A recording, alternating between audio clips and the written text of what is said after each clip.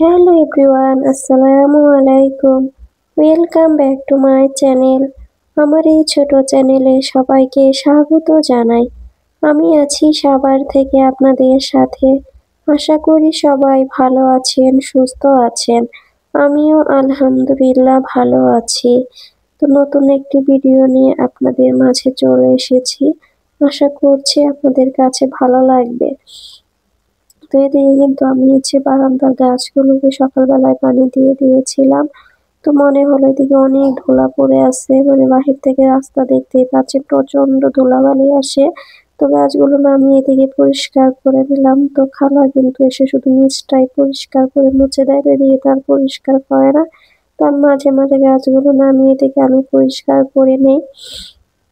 তো আমার কিন্তু পরিষ্কার হয়ে গেছে, আমি বারান্দার গুলো মুছে নিয়েছি। তো এদিকে আপনাদের দেখিয়ে দিচ্ছি। তো 2 দিন যাবত আমি কোনো ভিডিও দিতে পারিনি। তো আমি আমার ফ্যামিলির সবাই অসুস্থ, ঠান্ডা, জ্বর। তো আমি কিন্তু একদম সুস্থ ছিলাম। তো আমারও হঠাৎ করে ঠান্ডা লেগে গেছে। তো আমার গলার ভয়েসটাও একদম বসে গেছে। তো আজকে একটু ভালো লাগছে, তার জন্য ভিডিওটা করে নিয়েছি। তো ঘরের কিছু কাজকর্ম সেরে নিয়েছি, সেটাই কি অল্প অল্প করে আপনাদের কাছে শেয়ার করছি। তো এদিকে কিন্তু মেয়ের রুমে চলে আসছি, মেয়ের রুমটা আমি গুছিয়ে দিচ্ছি। তো যতই অসুস্থ থাকি না কেন, সংসারের কাজ তো করতে হবে, এখানে তো আর কেউ নেই আমাদের করে দেওয়ার মতো। তো আপনাদের কাছে একটা রিকোয়েস্ট করে রাখছি, আপনারা যদি আমার ভিডিওটা দেখে থাকেন তাহলে একটা লাইক দিয়ে যাবেন এবং ভালো লাগলে সাবস্ক্রাইব করে পাশে থেকে যাবেন। অলরেডি এই কাজটি যারা যারা করেছেন তাদেরকে অসংখ্য ধন্যবাদ জানাচ্ছি। অনেক আপুরা ভাইয়ারা আমাকে অনেক ভালো ভালো কমেন্ট করেন। তো আপনাদের কমেন্টগুলো দেখে আমার ভিডিও বানানোর উৎসাহ আরো বেড়ে যায়। এভাবে আপনারা আমাদের পাশে থেকে যাবেন, আমাকে সাপোর্ট করবেন। তো এদিকে আমি এই যে মেয়ের ওয়ার্ডরোবের উপরটা মুছে দেব। তো অফ ক্যামেরায় আমি পুরা রুমের ফার্নিচারই মুছে নিয়েছি। তো সব আর আপনাদের সাথে শেয়ার করলাম না। তো এই ওয়ার্ডরোবটা মুছে নেওয়ার পরে আপনাদের দেখাচ্ছি ফাইনাল লুকটা রুমের। তো আমাদের কিন্তু ভাড়া বাসা, তো ভাড়া বাসায় কিন্তু ফার্নিচার মনের মতো রাখা যায় না। তো আমি এই যে মেয়ের রুমে আলমারিটা না দেওয়ার চেষ্টা করেছিলাম, ড্রেসিং টেবিল রাখতে চেয়েছিলাম। তো আমার রুমে কিন্তু আলমারিটা জায়গা হয়নি, তার জন্য বাধ্য হয়ে আর কি মেয়ের রুমে আলমারিটা দেওয়া হয়েছে।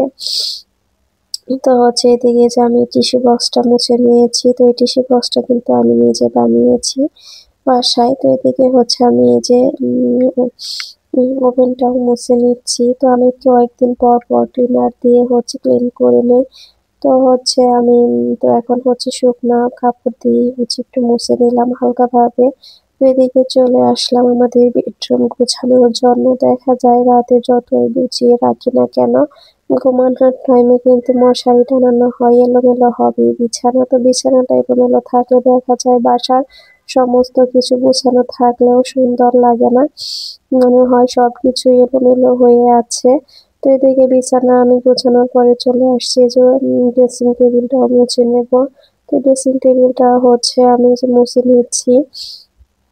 ড্রেসিং টেবিলের এই অংশ আমি তোয়াল দিয়ে রাখি। তো তোয়ালটা আমি ধুয়ে দিয়েছিলাম গতকাল। তো আজকে শুকিয়ে গেছে, তো বিছিয়ে নিলাম। তো এই তোয়ালটা দিলে দেখা যায় যে বাচ্চারা যা কিছু নোংরা হয় তোয়ালে থাকে, অনেক সময় লিপস্টিক, নেল পালিশ তো ড্রেসিং টেবিলে মানে লেগে যায়। তো সেগুলো তো আর উঠতে চায় না, তার জন্য আমি তোয়ালটা দিয়ে রাখি। তো দিয়ে কিন্তু আমার রুম গোছানো হয়ে গেছে। তো অফ ক্যামেরায় পুরা রুমই গুছিয়ে নিয়েছি। বাকি বেডরুম গুলোও তো আমার এই যে একটু পরে খালা আসবে, খালা এসে বাসাটা মুছে দিয়ে যাবে। এদিকে আমি এই যে চলে আসছি চুলাটা পরিষ্কার করে নেওয়ার জন্য। তো দেখেন কি রকম ময়লা পড়ে আছে। তো প্রতিদিনই বাচ্চাদের জন্য দুধ জাল দিতে হয়। তো আমি দুধ জাল দিয়ে কিন্তু একদমই ভুলে যাই, অনেক সময় প্রায়ই আমার সাথে এই ঘটনা ঘটে, দুধ পড়ে যায়। পড়ে যেয়ে কিন্তু দেখেন কিরকম হয়ে গেছে। তো আমি চুলাটা ভালো করে যতটুকু পারি পরিষ্কার করে নিচ্ছি। তো চুলাটা আমি ছুরির সাহায্যে কিছুটা পরিষ্কার করে নিলাম। তো এখন নিচটা পরিষ্কার করে নিচ্ছি। তো একদমই দেখেন চকচকে হয়ে গেছে। তো এই যে কালো, কালো হয়ে আছে এগুলো আর উঠাতে পারিনি।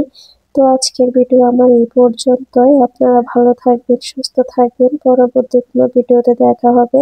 আল্লাহ হাফেজ। আসসালামু আলাইকুম।